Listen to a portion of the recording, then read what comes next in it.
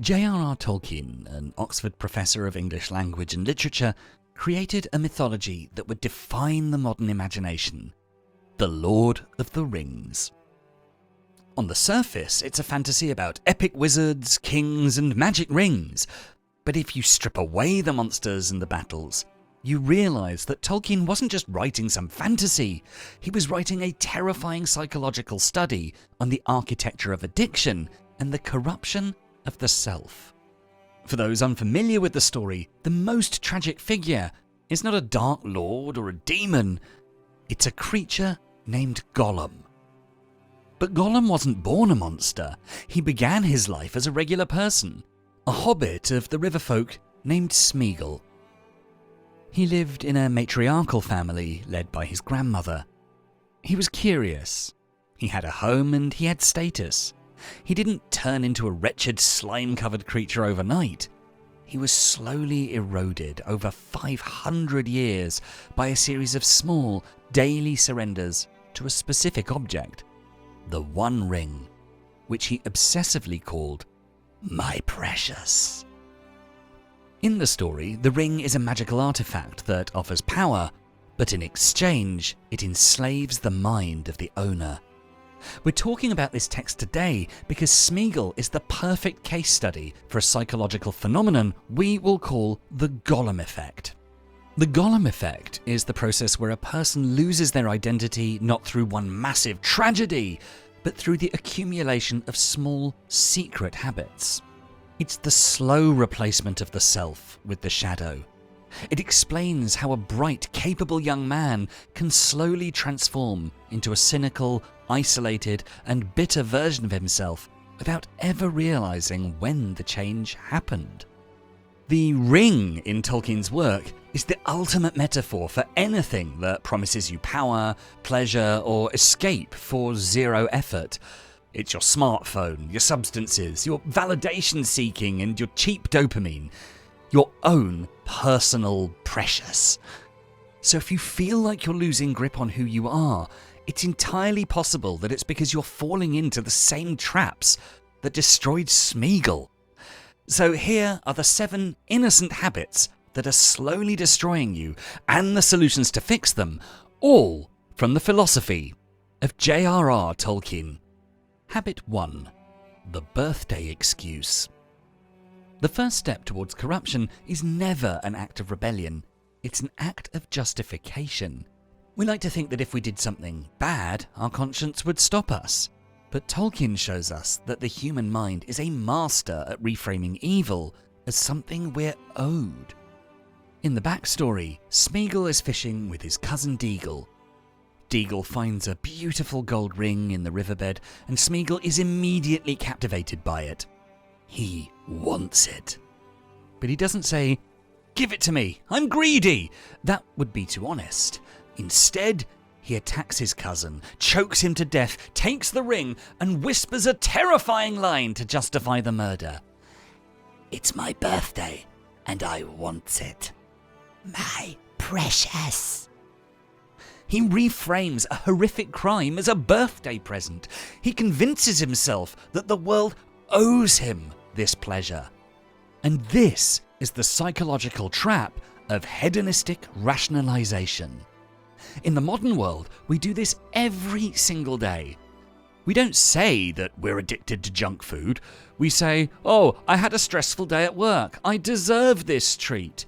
We don't say, "Oh, I'm too lazy to work on my business." We say, "I need to prioritize self-care and really relax this weekend." We use our suffering as a currency to buy our vices. I suffered today, so I am entitled to this dopamine. The solution here is the no negotiation rule. To break this, you have to separate your suffering from your rewards. Real discipline is the refusal to negotiate with your own weakness. So the next time your brain says, "I deserve this because I worked hard," recognize it as the voice of Gollum. Replace the negotiation with a binary rule. I don't eat junk food on weekdays, regardless of how hard my day was. You stop treating vice as a reward for virtue. Habit 2. The trap of invisibility. In Tolkien's lore, the primary power of the ring is that it makes the wearer invisible. Once Sméagol put it on, he vanished from sight. But he didn't use this power to become a king or a hero. He used it to become a spy. He used his invisibility to sneak around his village, listening to his relatives and neighbours. He learned their secrets. He watched their lives without participating in them. He used his knowledge to create mischief and hurt people, all while whispering to his precious in the dark. Eventually, his behaviour became so toxic that his own grandmother expelled him from the family home, casting him out into the wilderness. This is the curse of passive consumption. We live in an age of digital invisibility. We can spend 5 hours a day scrolling through social media, watching other people live, achieve, and fail, while we sit in a dark room, unseen. We read the comments, we judge the creators, and we feel a false sense of superiority because we know everything, but do nothing. But this safety comes at a terrible price. Atrophy.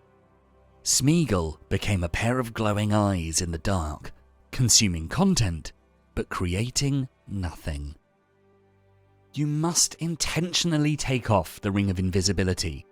This means shifting your ratio of consumption to creation. For every hour you spend watching someone else do something, you must spend an hour doing something for yourself. If you watch a fitness video, go to the gym. If you listen to a business podcast, write a business plan. Stop being a ghost in the comments section and start being a player in the arena.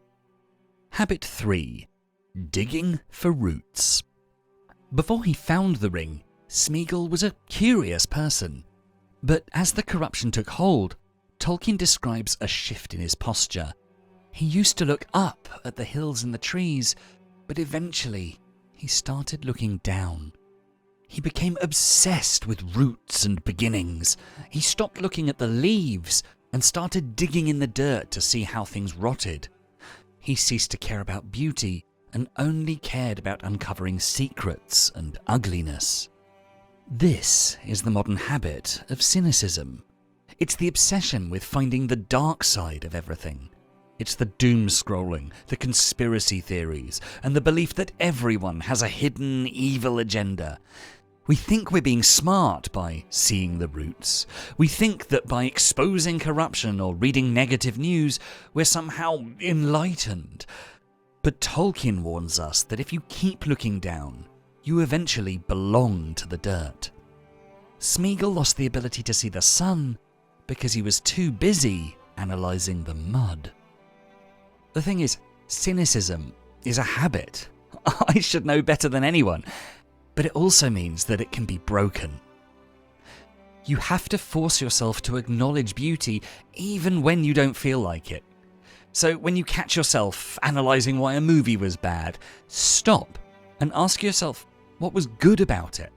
I know it sounds stupidly simple, but you're just retraining your brain to recognise light instead of focusing on analysing the darkness. Habit 4. The fear of the yellow face. Over the years that Sméagol held onto the ring, he began to change physically. He began to hate the sun, which he called the yellow face, and the moon, which he called the white face. The light hurt his eyes. It was too bright, too hot, too revealing. To escape the light, he retreated into the roots of the mountains. He found a deep, dark cave where the air was still and the light never touched him. He stayed there, alone, for 500 years, cradling his precious in the blackness. This is the habit known as aversion to truth. In philosophy, light often represents truth and reality. Reality is harsh. It reveals your flaws. The sun shows you that you're out of shape. It shows you that your room is messy. It shows you that you're aging. And therefore, the cave represents the comfort zone. It's the video game where you're always the hero. It's the safe job that requires zero effort. Sméagol chose the cave because it was painless. But in that lack of pain, he stopped evolving. The lesson here is that you must build a tolerance for reality. This means actively seeking out those situations where your ego feels threatened. So initiate that difficult conversation you've been avoiding with your partner. Admit to a friend that you were wrong without adding an excuse to justify it. Walk into that gym or class where you're the beginner and don't worry about letting yourself look foolish. Ask your boss or your partner for honest feedback on your flaws. Yes, the initial burn of the light is painful, but it's the only thing that cleanses you. So step out of that cave. Habit 5. Talking to the echo. The 5th habit is the fragmentation of the mind. Imagine being alone in the dark for 5 centuries with no one to talk to but yourself. Sméagol's mind eventually shattered into 2 distinct personalities. Sméagol, the remnant of the good innocent Hobbit, and Gollum, the malicious slave to the ring.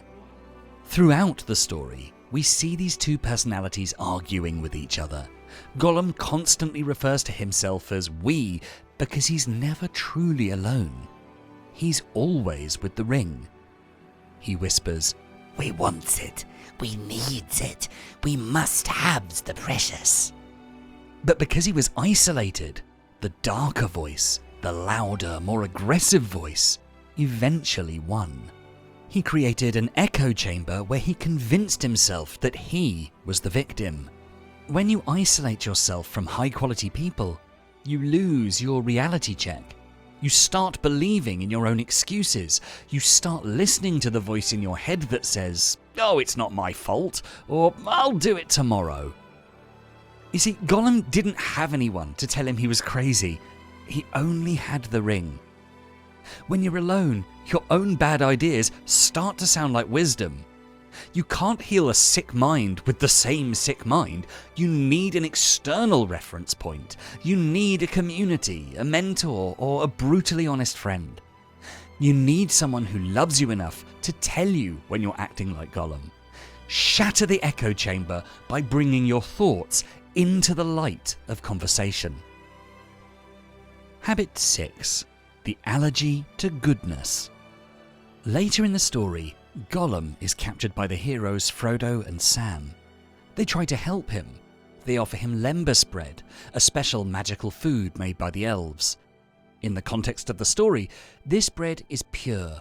It's designed to heal the spirit and restore strength. But when Gollum tries to eat it, he spits it out. He chokes on it.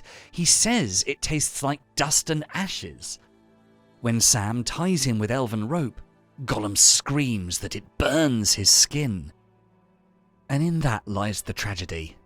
The rope and the bread are good things. They're healing items. But because Gollum is so corrupted by the evil of the ring, good things feel painful to him. This is the modern state of dopamine burnout. When you're addicted to high stimulation activities, normal life feels unbearable. A healthy salad tastes like dust to a sugar addict. Reading a book feels like burning torture to a TikTok addict. If healthy habits feel boring or painful, realize that this is a symptom of withdrawal, not a flaw in the habit. The solution is to force yourself to eat the dust. You must endure the boredom of the book, the blandness of the healthy food, and the silence of the meditation. You do this until your neurochemistry resets. Because eventually, the dust will start to taste like bread again. You have to endure the boredom until it becomes peace. Habit 7. The Stairs of Cirith Ungol moment. The final habit is the most heartbreaking. Near the end of their journey, there's a quiet moment on a staircase called Cirith Ungol. Gollum finds the hero Frodo asleep. For a brief moment, the evil leaves Gollum. He looks like an old, tired hobbit again. He reaches out to touch Frodo's knee. He's on the verge of repentance. He is about to change. Suddenly, Frodo's gardener and protector Sam wakes up. and Sam doesn't trust Gollum. He sees him hovering over Frodo and shouts, "Hey, you! What are you up to?" Sam accuses him of being a villain. And this is the turning point. Immediately, the light leaves Gollum's eyes. He snaps back into the monster. He thinks, If they treat me like a monster, I'll be a monster. He decides then and there to lead them to their deaths to reclaim his precious. This is reactive identity. It's the habit of letting other people's perceptions dictate your behaviour. So if your redemption depends on other people being nice to you, you will fail. True character is what you do when you're misunderstood. The solution is to decouple your actions from your reputation. When people doubt you, mock you, or accuse you of being the old you, you must continue on the path of improvement anyway. Don't relapse out of spite. Character isn't what you do when you're praised, it's what you do when you're falsely accused. So prove them wrong by staying right. Ultimately, the story of Gollum is a tragedy of lost potential. He spent 500 years obsessing over a piece of gold that gave him nothing but misery. Tolkien ends Gollum's story in the fires of a volcano, showing us that once the corruption goes too far, there's no return. But you're not there yet. So how do you reverse the Gollum effect? For that, we need to turn to the main character of the story, Frodo Baggins. Frodo was a hobbit, just like Sméagol. He was small, he was frightened, and he felt the exact same temptation to put on the ring. But Frodo succeeded where Sméagol failed because he did two things that Sméagol never did. First, he didn't go it alone. Sméagol started his journey by murdering his best friend Déagol, instantly isolating himself. Frodo, however, allowed himself to be helped. He allowed Samwise Gamgee to check him, guide him, and eventually, quite literally, carry him. He understood that you cannot fight a demon in the dark by yourself. Second, he knew the ring was a burden, not a gift. Sméagol kept calling the ring my precious. He viewed it as a birthday present, a reward, a lover. Frodo, on the other hand, viewed the ring as a heavy weight, a curse that had to be destroyed. Because he never saw it as a reward, he was able to resist its seduction for far longer. You see, you have a choice that Sméagol refused to make. You can stop rationalizing your bad habits as precious rewards and start seeing them as the heavy burdens that they are. You can stop isolating yourself and let a Sam into your life to help you carry the load.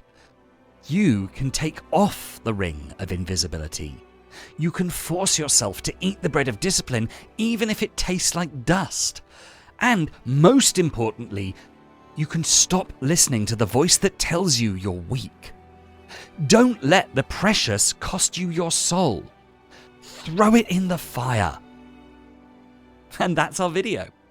I've been Dan, you've been amazing, and if you enjoyed what you saw, please do make sure to check out our full Philosophies for Life playlist. And for more videos to help you find success and happiness using beautiful philosophical wisdom, don't forget to subscribe.